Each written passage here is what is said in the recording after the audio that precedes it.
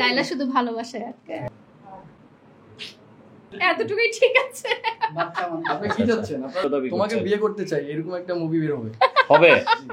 আচ্ছা, প্রতারণা করার ব্যাপারটা তখনই আসবে যখন আমি ব্যক্তিগত সম্পর্কে সম্পর্কিত হব। তো মেয়েদের সাথে আসলে এই ধরনের কোনো সম্পর্কে সম্পর্কিত হওয়ার কোনো সম্ভাবনা নাই। তো যেহেতু ওই সম্পর্কে আমরা যাচ্ছি না, প্রতারণা বিভিন্ন রকম হতে পারে। অফিসের ক্ষেত্রে প্রতারণা হয়, বাণিজ্যিক ক্ষেত্রে প্রতারণা হয়, সেটা ডিফারেন্ট ইস্যু হবে। না, আমি থার্ড কাউকে নিয়ে আমি কথা বলতে চাচ্ছি না এখন। তোমাকে বিয়ে করতে চাই এরকম একটা মুভি বের হবে। লায়লার সাবেক প্রেমিকা হবে কেন? ও তো ওইরকম কিছু না যে প্রেমিকা হবে। ওর কি সাবেক প্রেমিকা আছে না প্রেমিক থাকতে পারে সেটা আমি জানি না। না, ওই আমাদের মুভির যে স্ক্রিপ্ট ওটার মধ্যে এরকম কিছু লেখা আমি পাইনি। আমাদের মুভির স্ক্রিপ্টটা একটু অন্যরকম, বাট বিয়ে করতে চাই ভবিষ্যতে এরকম একটা মুভি আসবে। মানে হিরো আমি দাবি করছি না, জনগণ লিখতেছে। আপনি একটু আগে বলেছেন। আমি জনগণের কথাটা আমার নিজের মুখে বললাম।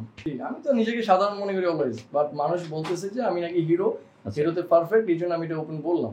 আমার পরিবার জানে যে আমি মিডিয়া সেক্টরে কাজ করছি। আমার পরিবার জানে যে আমি অনেক রকম নায়িকাদের সাথে কাজ করছি। আর কার কার সাথে বলতে যারা আসলে মডেলিং করতেছে তাদের সাথে কাজ করছি। তো ওই দিক থেকে আমার পরিবার এগুলো কাজ হিসেবেই নিচ্ছে।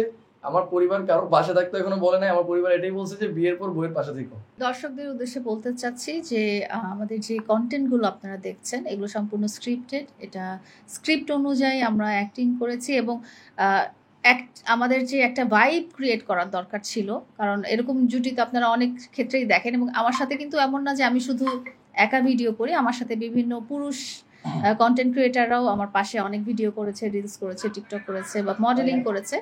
তো আমি বলতে চাই যে আমরা একটা ভাইব ক্রিয়েট করতে চেয়েছিলাম যাতে দর্শক প্রিয়তা পায় বা দর্শকের একটু অ্যাটেনশন ড্র হয়। এই জন্যই আমাদের কিছু মিউজিক ভিডিওর কিছু রোমান্টিক সিনগুলো আমরা রিলস আকারে আমাদের পেজে আপলোড করেছি। এগুলোর সাথে ব্যক্তিগত কোনো সম্পর্ক নেই।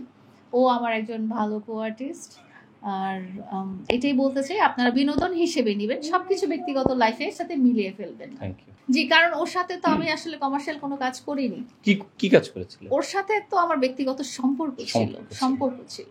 মিউজিক ভিডিও দেখেছেন, সেটা গানের যে লিরিক্সটা ছিল বা মিউজিকটা ছিল সেখানে রোমান্টিক হওয়ার কোনো সুযোগ ছিল না। সেটা একটা নাচের গান ছিল। পিছে কখনোই কোনো ছেলে ঘুরতো না, আর এখনো কোনো ছেলে ঘুরে না আমার পিছে।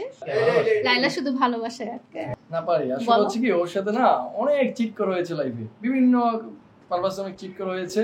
তো ওই দিক থেকে না ও এটার প্রতি অনেক ঘৃণা প্রকাশ করে যে আসলে মানুষ ভালোবাসা দিয়ে আবার চলে যায়। এতটুকুই ঠিক আছে। আপনি কি চাচ্ছেন?